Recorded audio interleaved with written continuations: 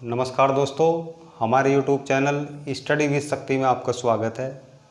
आज मैं लेकर आया हूँ आपके लिए स्पेशल क्लास।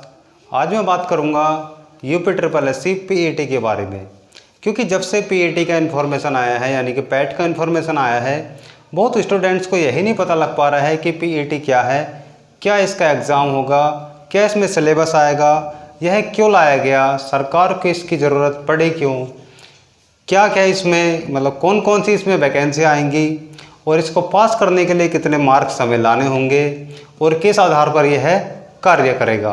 आज मैं आपको सभी सवालों के जवाब दूंगा, इसीलिए बने रहिए मेरे साथ अंत तक। वीडियो को पूरा देखें, तभी आपको पूरी जानकारी मिल पाएगी। चलिए बात करते हैं PET के बारे में।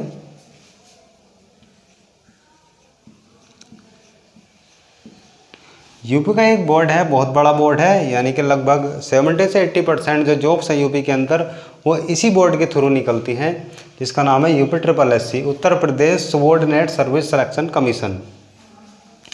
इसी ने अभी जारी किया है मई के महीने में PET। PET का मतलब होता है प्री एग्जामिनेशन टेस्ट।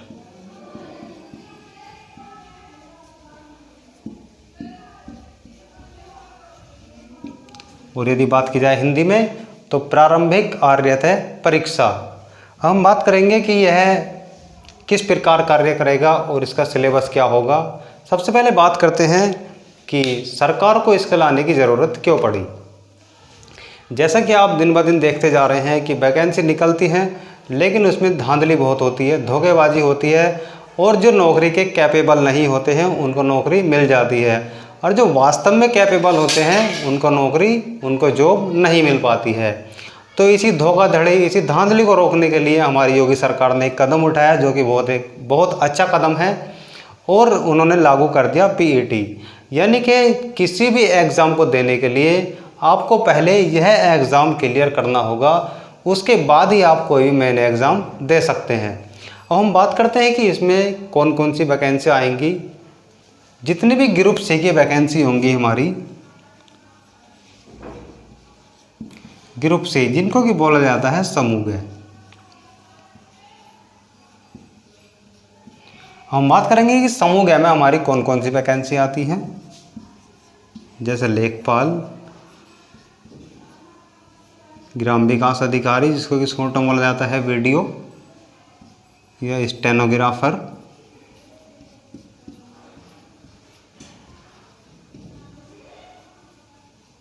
गन्ना विकास अधिकारी, या और भी वैकेंसी जो भी हमारी ग्रुप C के अंतर्गत आती हैं, उन सभी में यह लागू होगा।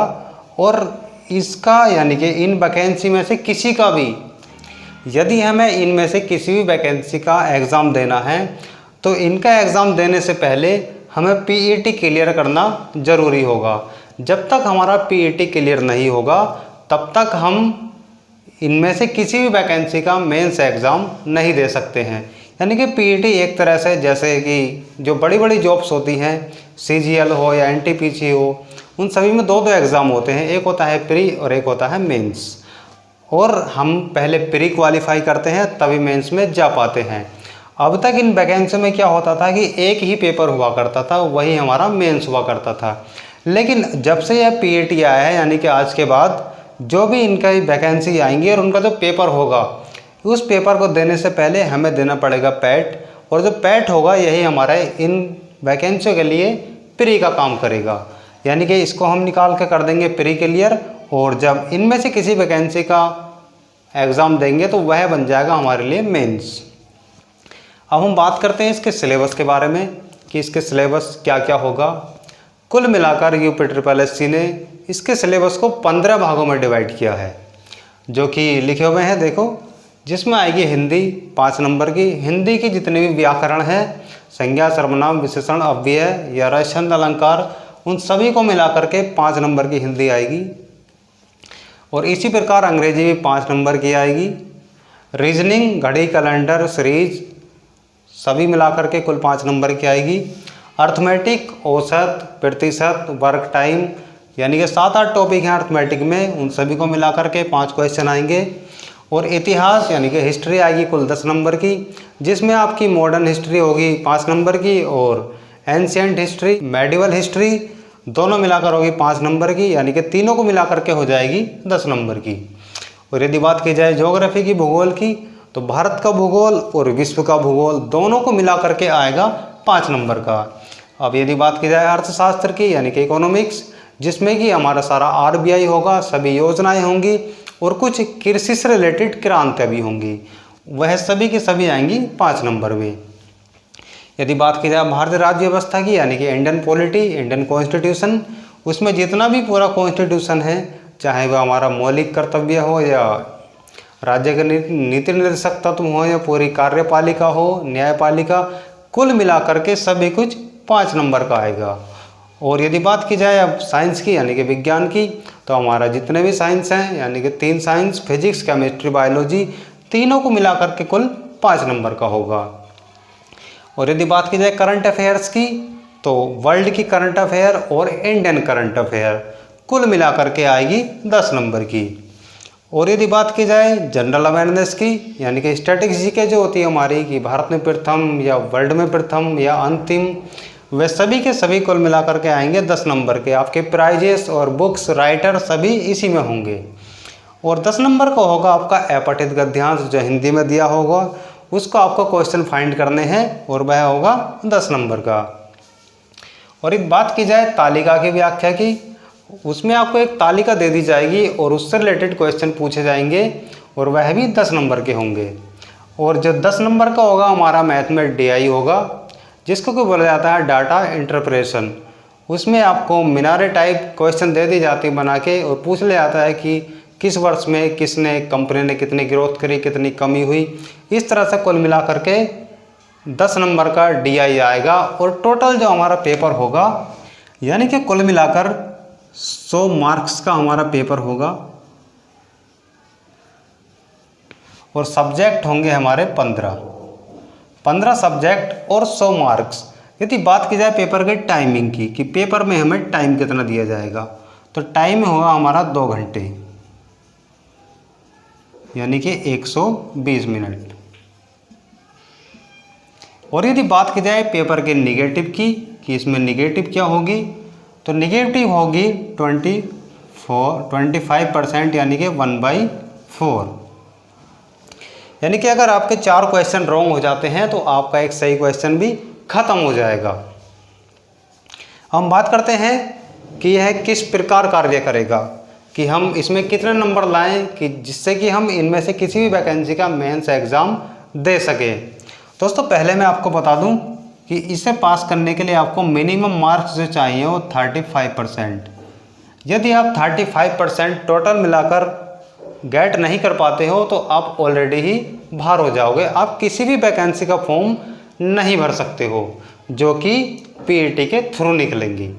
दोस्तों मैं आपको बता दूं कि एक पुलिस और एक टीचर,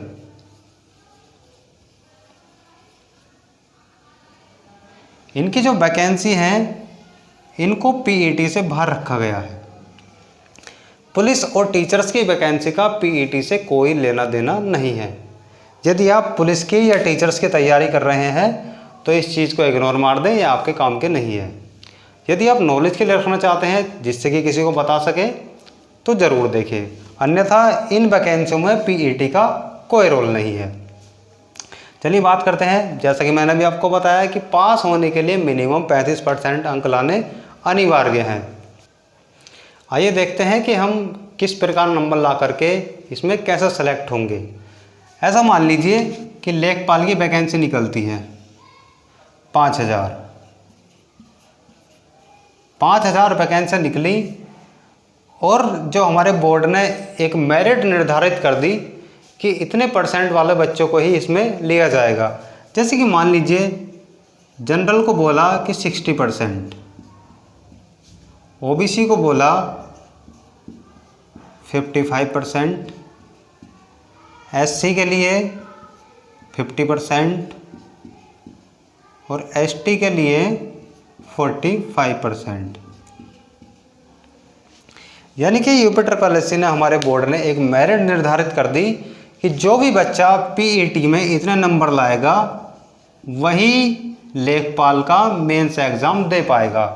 यदि किसी बच्चे के जनरल में 60% से नंबर कम है तो इसका मतलब है ऑलरेडी बाहर हो चुका है, वह लेखपाल का एग्ज़ाम नहीं दे सकता है। इसी प्रकार नीचे की कैटेगरी के लिए होगा। यह रियल आंकड़ा नहीं है, यह मैं खाली आपको एग्जाम्पल के तौर पर बता रहा हूँ। वो बोर्ड की अपनी इच्छा है कि कितने % पर वह मेरिट निर्धारित करता है, इसलिए खाली मैं आपको एग्जाम्पल बता रहा हूँ जिसके थ्रू आप समझ पाओ। जैसे मान लीजिए आप ओबीसी के कैंडिडेट हैं और आपके 55% से नंबर कम हैं तो आप इस नौकरी के एलिजिबल नहीं हैं, इसका मतलब आप इसका फॉर्म भी नहीं भर सकते हैं, आप ऑलरेडी बाहर हो चुके हैं। इसलिए हमें इनका एग्ज़ाम देने से पहले पीईटी की तैयारी बहुत अच्छे से करनी होगी, क्योंकि जब तक हमारा पीईटी क्लियर नहीं होगा तो हम इनमें से किसी का भी मेंस एग्ज़ाम नहीं दे सकते हैं। दोस्तों ध्यान रखना, क्योंकि इनमें तो खाली 3 या 4 सब्जेक्ट आते हैं वैकेंसियों में, लेकिन इसमें कुल मिलाकर के 15 सब्जेक्ट हैं। इसलिए हमारा जो पहला फोकस होना चाहिए वह पीईटी पर होना चाहिए, जो हमारा मेन फोकस है वह पीईटी होना चाहिए। यदि आप पीईटी की अच्छे से तैयारी करेंगे तो यकीन मानिए आप इस वैकेंसी का जो एग्ज़ाम होगा बहुत आसानी से क्लियर कर सकते हो। तो दोस्तों मैं आशा करता हूँ कि आपको ये जानकारी समझ में आ गई होगी। यदि नहीं आई हो तो आप वीडियो को दोबारा देख सकते हैं, आपको और अच्छे समझ में आ जाएगी। यदि फिर भी आपके मन में कोई क्वेश्चन उठता है तो आप कमेंट सेक्शन में लिख सकते हैं, उसका आंसर आपको कमेंट सेक्शन में मिल जाएगा। बात करते हैं इससे आगे, हम देखते हैं कि यह कब तक वैलिड रहेगा और इसका एग्ज़ाम कब होगा।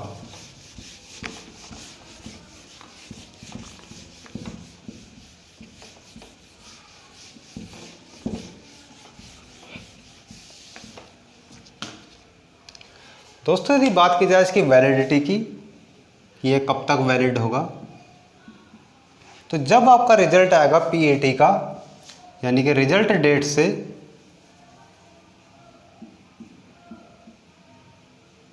जिस डेट को भी आपका रिजल्ट आया है, मान लीजिए आपका रिजल्ट 4 जुलाई को आया है, 4 जुलाई 2021 को, तो यह जो मान्य होगा केवल 1 साल के लिए मान्य होगा, यानी कि 4 जुलाई 2022 तक। जिसकी वैलिडिटी है वह है 1 साल, यानी कि 1 ईयर।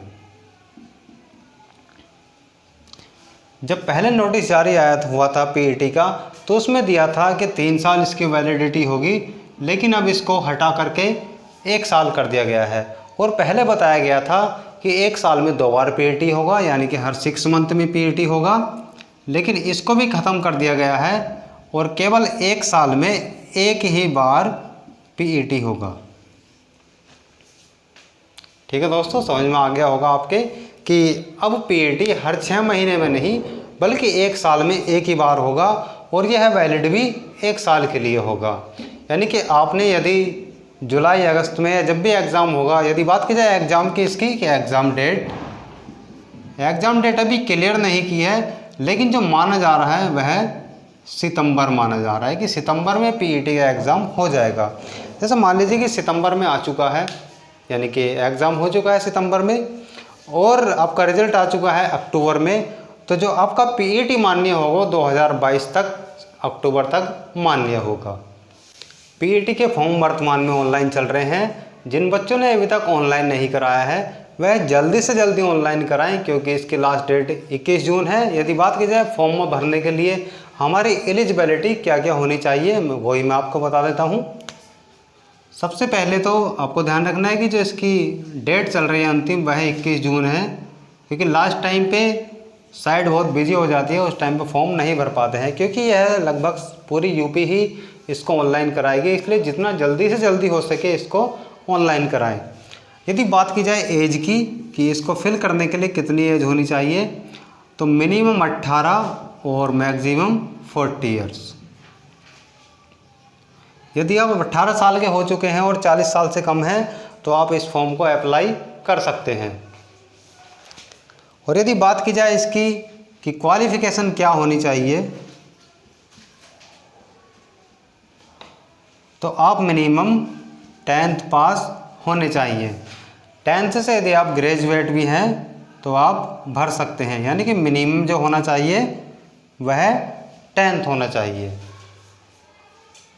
यदि बात की जाए सर्टिफिकेट की कि इसमें जो सर्टिफिकेट लग रहे हैं वह कैसे होने चाहिए, यदि आपके पास न्यू सर्टिफिकेट हैं जो हमारे कास्ट और डोमिसाइल यानी कि जाति और मूल निवास के प्रमाण पत्र इसमें लग रहे हैं, यदि आपके पास न्यू हैं तो ही लगाएं, क्योंकि जो इसमें सर्टिफिकेट मांगे हैं वो ऑप्शनल हैं। आपकी इच्छा है तो फिल कर सकते हैं, यदि इच्छा नहीं है तो ये सर्टिफिकेट फिल नहीं कर सकते हैं। लेकिन हाई स्कूल की डिटेल्स आपको कंपलसरी है भरनी, क्योंकि डॉक्यूमेंट्स का तो ऐसा हिसाब है, जब फॉर्म निकलेंगे किसी भी जॉब के तो आप उसमें लगा देना नए। जो आपका वेरिफिकेशन होगा वो जॉब के फॉर्म के आधार पर होगा, ना कि पीएटी के फॉर्म के आधार पर। तो आपकी इच्छा है, आप सर्टिफिकेट लगाना चाहो तो लगा सकते हो, और नहीं लगाना चाहते तो कोई बात नहीं है। यदि नए हों यानी कि न्यू सर्टिफिकेट हों तभी लगाएं, ओल्ड सर्टिफिकेट ना लगाएं। यदि बात की जाए फॉर्म की फीस कितनी है, तो जनरल और ओबीसी की जो फीस है वो 185 रुपये है, और एससी और एसटी की जो फीस है वह 95 रुपये है, और जो फिजिकल हैंडीक्राफ्ट है उनकी 25 रुपये है। जनरल ओबीसी, एससी और एसटी, यह है फिजिकल हैंडीक्राफ्ट, यानी कि जो दिव्यांग लोग होते हैं उनकी जो फीस है वह मात्र 25 रुपये है। तो दोस्तों जल्दी से जल्दी आप फॉर्म को ऑनलाइन कराइए। और जैसे कि आपको पता है कि हमारी योगी सरकार अब बहुत ज़्यादा अलर्ट हो चुकी है, और नेक्स्ट ईयर हमारे यहाँ पर इलेक्शन भी है, चुनाव भी है, तो योगी जी चाहेंगे कि हमारी सरकार बनी रहे, इसलिए बच्चों को, स्टूडेंट्स को जॉब दी जाए। तो इसके लिए बड़ा कदम उठने वाला है। अब आप देखेंगे कि बहुत ही जल्दी हमारी यूपी में वैकेंसियों की बम्पर यानी कि भरमार होने वाली है। आप बस अपनी तैयारी बनाकर रखें और हमारे साथ रहें, हमारे साथ जुड़े रहें।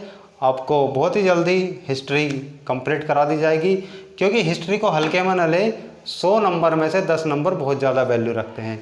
और मेरे साथ पढ़ा रहे हैं राशि सर हिंदी, जो कि बहुत अच्छी हिंदी पढ़ाते हैं, बहुत नॉलेज है, बहुत एक्सपीरियंस है। और शायद आपको, यदि आप कोई बैच ही परचेज़ करोगे तब भी आपको ऐसे हिंदी पढ़ने को नहीं मिलेगी। इसलिए बने रहिए हमारे साथ। और यदि अभी भी आपके मन में कोई क्वेश्चन हो तो आप पूछ सकते हैं। वैसे मैं मानता हूं कि यदि आपने मेरी वीडियो ध्यान से देखी है तो पीईटी से रिलेटेड आपको कोई भी सवाल अब नहीं बचना चाहिए।